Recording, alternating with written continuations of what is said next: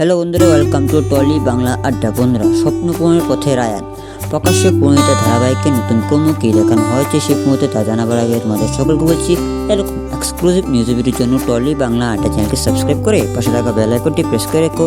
তো চলো বন্ধুরা, যেমন এক সম্পূর্ণটি বিস্তারিত। বন্ধুরা, যে বাংলার খুবই জনপ্রিয় ধারাবাহিক প্রণীতা বর্তমানে বেঙ্গল টপার হয়ে সমস্ত সিরিয়ালের উপর রাজ করছে এই ধারাবাহিকটি দর্শকদের খুবই পছন্দ করছে। ধারাবাহিকের বাকি চরিত্রগুলো দর্শকদের মনে জায়গা করে নিয়েছে। সম্প্রতি ধারাবাহিকের নতুন একটি প্রোমো ভিডিও প্রকাশ্যে এলো।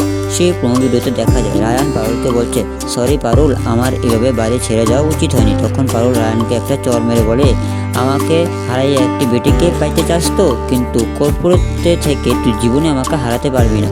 তুই থিয়েটার জয়েন কর, তারপর তুই যাকে ভালোবাস তার কাছে চলে যাস।